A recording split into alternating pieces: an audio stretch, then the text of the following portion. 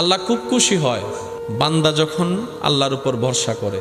আল্লাহ খুব খুশি হয় বান্দা যখন ইস্তেগফার করে।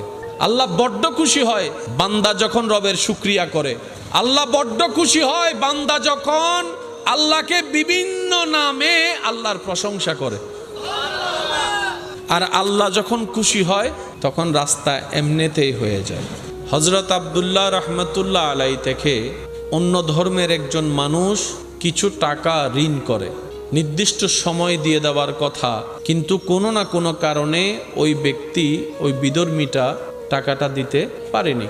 আব্দুল্লাহ রহমতুল্লাহ আলাই আল্লাহর বন্ধু, আল্লাহর পছন্দের মানুষ, আল্লাহর পছন্দের বান্দা, যে রাস্তা দিয়ে হেঁটে যেত ওই মানুষটা আল্লাহ ওয়ালা আব্দুল্লাহ রহমতুল্লাহ আলাইকে দেখে লজ্জায় অন্যদিকে চলে যেত। টাকা মেরে খাওয়ার জন্য নয়, দিতে না পারার লজ্জা, কথা রাখতে না পারার লজ্জা, অন্যদিকে চলে যেত। একদিন আব্দুল্লাহ রহমতুল্লাহ আলাইর সামনাসামনি হয়ে গেলেন। আব্দুল্লাহ রহমতুল্লাহ আলাই ওনাকে জিজ্ঞেস করলেন, ভাই আপনাকে তো অনেক দিন ধরে দেখি না, আপনার খবর কি? উনি মনে মনে ভাবছেন হয়তো যেটা পায় সেটার কথাই বলবে, কিন্তু না, তিনি ওনার খাল হাকিকত জিজ্ঞেস করছেন। সুবহানাল্লাহ। এই জিনিসটা ওনার অন্তরে গিয়ে লাগলো। তখন উনি বললেন, ওই ব্যক্তি বললেন যিনি ধার নিলেন, উনি বললেন, হুজুর আপনার থেকে নিয়েছি একটি কথা বলে সে কথা তো আমি রাখতে পারিনি, সেই লজ্জায় আপনার সামনে আসতে ভয় লাগছে, আপনার চোখে চোখ মিলাতে আমার লজ্জা লাগছে। এই কথা শুনে আব্দুল্লাহ রহমতুল্লাহ আলাই বললেন, ভাই আপনি এই সামান্য জিনিসটার কারণে আপনি আমার চোখ থেকে পালিয়ে বেড়াচ্ছেন?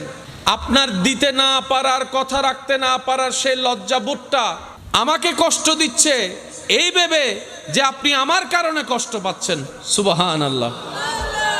তখন আব্দুল্লাহ রহমতুল্লাহ আলাই বললেন, আমি আপনার থেকে যা পাই আমি সব মাফ করে দিলাম, আপনার উপর আমার আর কোনো দাবি দাওয়া নাই, মাফ করে দিলাম। মাফ করে দেওয়ার পরে আব্দুল্লাহ রহমতুল্লাহ আলাই সে ব্যক্তি থেকে ক্ষমা চাচ্ছেন, ভাই এবার আপনি আমাকে মাফ করে দেন। তখন ওই ব্যক্তি অবাক হয়ে বললেন, হুজুর আপনি তো আমার থেকে ঋণও করেননি, খারাপ আচরণও করেননি, আপনি কেন আমার কাছে ক্ষমা চাচ্ছেন? তখন আব্দুল্লাহ রহমতুল্লাহ আলাই বললেন, এই যে আপনি কিছুটা দিন আমার কারণে টেনশনে ছিলেন, কিছুটা দিন আপনার মনে একটা ভয় ছিল আমার কারণে, যেই কারণে আপনি কষ্ট পেয়েছেন কিঞ্চিত পরিমাণ, আমাদের নবী রাহমাতুল লিল আলামিন শিক্ষা দিয়েছে তোমার কারণে যেন কোনো আল্লাহর বান্দা কষ্ট না পায়, ওই নবীর হাদিস স্মরণ পড়ছে তাই ক্ষমা চাচ্ছি। ওই বিধর্মী আব্দুল্লাহ রহমতুল্লাহ আলাইর এমন সুন্দর আচরণ চরিত্র দেখে ওই জায়গায় কালিমা পড়ে মুসলমান হয়ে গিয়েছেন। সুবহানাল্লাহ।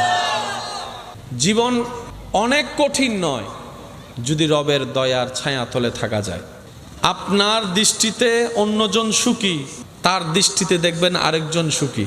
আপনার কষ্ট যেমন আপনি অন্যের কাছে গোপন রাখেন, সেও আপন জায়গায় অভিনয়ের জগতে আছে, নিজের কষ্ট আপনার কাছে গোপন রাখছে।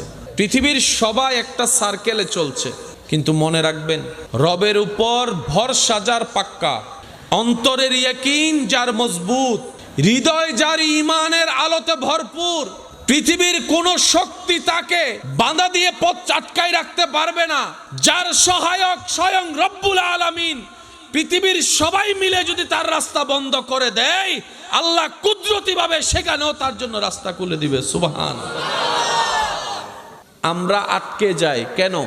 এত মহান একজন রব আছে আমাদের, আমরা না পাওয়ার অন্যতম একটা কারণ আমাদের ইয়াকিনটা কিছুটা হলেও দুর্বল আছে।